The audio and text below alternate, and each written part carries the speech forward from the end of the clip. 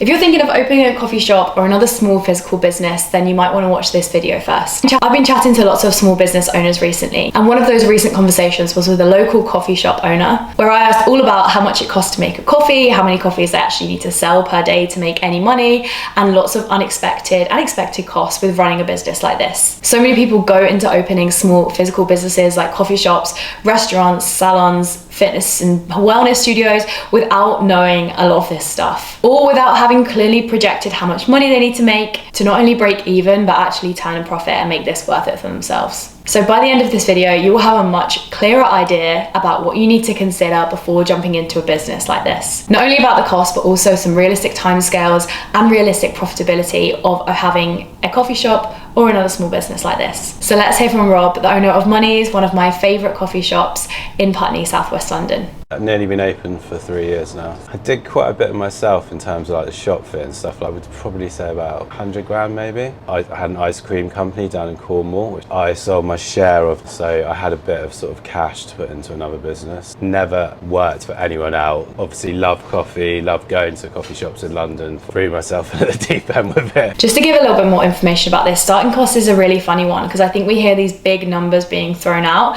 and we don't really understand where all that money is being spent. I definitely didn't, at least until I started the process of opening my gym. And you might think, you know, I can do it for way less than that. How did they spend 100 grand in there? If you're a new business or you're just starting out, landlords will often ask for a deposit, which is 6 months of your rent. Now that doesn't go towards your rent for the first 6 months. That just sits there to guarantee that you will actually pay the rent. And often this can be a huge chunk of money, which you can't do anything with, and sure, you get it back, but you still need to put that money forward to actually be able to start the business, 30 grand or even more. The second big cost is going to be that fit out. So depending on what condition that you get your unit in, if it's shell and core, there's going to be a lot of work to be done. If not, there's probably still going to be a big chunk of work that you want to do or things you want to change to create the space that you're imagining for your business. So in Monies, you can see that they did all this lovely wood paneling work. They would have had to build the bar. And then the third thing is machinery. They probably had to install or change something to have a customer toilet and make sure they had all the right connections for all their machinery. They might have also had to do some of the work outside to create an outdoor seating area. Obviously with a coffee shop, a coffee machine is going to be a big chunk of that. If you want a really great big industrial one, that is going to be thousands of pounds. You've also got fridges, mirrors. Obviously for me, that was largely gym equipment that I spent my money on. Coffee shops would also need to buy a load of tables and chairs and other things for food preparation and storage. It doesn't cost that much to make a coffee, probably about 70 or 80p by the time you pay for the beans and milk and the cups. But then you've got the staff costs, the rent. So when you're starting and you're not selling enough coffees, you're maybe not making any money on it for a while until you get to that level. When I've been chatting recently to business owners, something that comes up so often in the surprising cost question is business rates.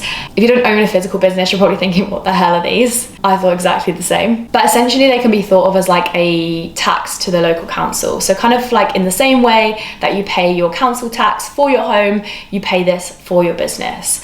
However, contrary to the council tax that you pay for your home, you don't get to take advantage of local services like a rubbish collection. You have to pay for this additionally yourself as a business. So these costs can be super frustrating and just be thought of as like another tax, especially because business rates are not cheap. They're also usually priced on the square footage or the rateable value of your property. So if you're in a prime location like a high street or a shopping centre, or you just have a big facility elsewhere, then these monthly costs can really add up. The other thing Rob just mentioned was VAT. And as he said, he'd owned a business before, so he knew that he had to pay VAT or value added tax, which is 20% on the total revenue of the business. However, depending on what the business is, you may be able to pass that on to the customer. This is super common in B2B or business to business exchanges. So let's say I contract a company to do some work in my gym. I would get a price, let's say it's 1,500, and I would expect an extra 20% of that £1,500 on my invoice. Businesses can then often claim that back off their VAT return later. However, when we are selling direct to the consumer, is not generally expected, at least in the UK, that you would add that VAT on and charge it to the customer. Let's say you are going to get a coffee and it says £3.50 up on the board, but then when you get to the till, there's an extra 20% there. That's just not how we do things, and that would probably massively put people off. Same with my gym memberships. I don't quote my clients a price, and then when their monthly charge comes out of their bank account, that I've added on the VAT for them. Instead, as B2C or business to consumer, you already account for that VAT within your price. And then at the end of every quarter, you pay 20% on your total revenue for that quarter to the government. And as Rob hinted at, it does not matter how much money or if you are even making any money. You pay 20% VAT on your total revenue. However, with corporation tax, this is something later on, you pay 25% of your profit, okay? So there's lots of taxes that get taken along the way. But the reason that VAT is so brutal is because it is charged on your total revenue. And that standard rate is a pretty big, chunky 20%. Now in the UK, you must register for VAT if you earn over 85,000 per year. If you're a self-employed person or a sole trader, you might plan your income so that you just earn around that, so you can avoid that VAT threshold. However, you are a physical business, you have large costs like business rates,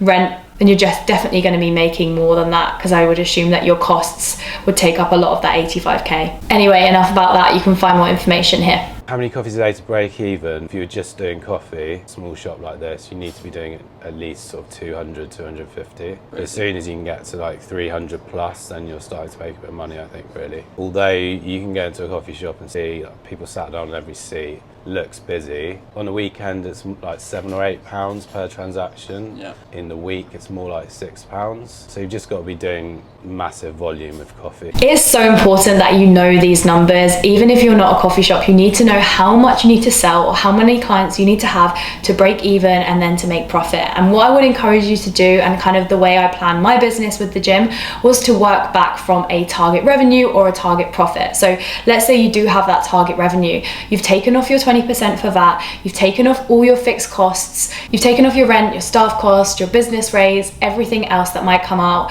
with a chunk for miscellaneous costs like subscriptions or things you might have to replace. In my experience, it is always best to overestimate this, because there are things I forget about every single month. You're then left with your profit. However, this isn't your money yet. You have to then take off 25% for corporation tax. After that 25% has been taken off, that is your profit, okay? However, as the business owner, you don't really want to take all of that profit, and you probably shouldn't, unless you have a nice, comfortable flow already in the business. I definitely don't, so I like to leave some in the business and leave some aside in a pot for a rainy day fund, or in case I need to replace any gym equipment or something breaks, or we have a really slow month and I need to pay the rent. So you would take maybe a big chunk of that, but definitely not all of it. That is your income, they are your dividends, that is your take-home pay. So I would definitely encourage you to work backwards from your target income goal. If you know what you want to earn for this business, you know what's going to make it worth it for you to be actually run a business like this, then try and work back from that. Work out that target revenue, work out that target profit, take into account your business rates, your VAT, your rent, your corporation tax, all of these things. There are so many more things to consider than people ever realize, and most business owners do not do this, and then you end up kind of just going for it and hoping for the best and thinking, oh, but if I just sell loads of coffee, or if I sell loads of brunch, or if I sell loads of gym membership, it will be fine, right? And the more the better.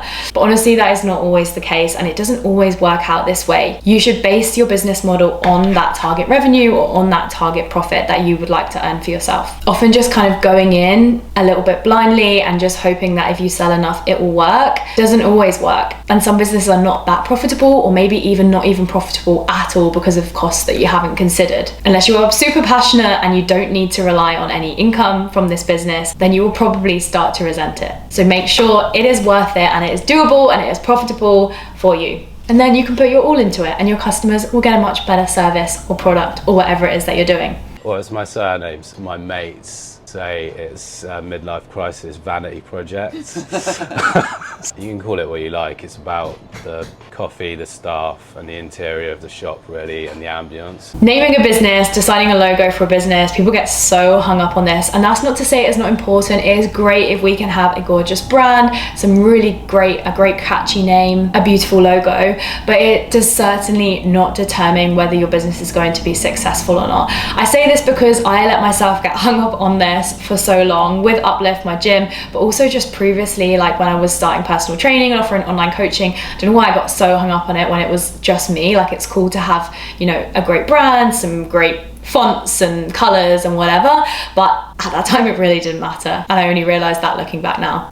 So get it right, but don't let this hold you back. I know that this was something that I almost used to kind of procrastinate taking action. It was like, oh, I can't start yet because I haven't got the name, or I can't start yet because the logo is not perfect. There are way more important parts to your business than having a great name and logo. And on the flip side, you can have the best name and a great logo and still not run a successful business. So there's definitely a balance to be sought between the two. So to summarize what we've learned from Rob, running a successful and profitable coffee shop is largely a volume game. You need to sell a lot of coffee to break even, let alone to make profit. And the aim of this video is not to put anyone off going into a business like this or opening a small physical business, but I want you to be fully aware that if you are going into a business like this, of the costs involved, some realistic timescales, and the challenges that you will face. There are so many common mistakes, and like I said, so many people go into businesses like this, put their life savings or take out huge loans, and then end up not creating a profitable business and ending up in a bit of a sticky situation. If you want to hear more wisdom from experienced and newer small business owners like myself, then drop this video a like, subscribe to my channel, and if there is anyone specific or a specific industry you'd like to hear from, drop a comment below and I will do my best to chat to them in the next video.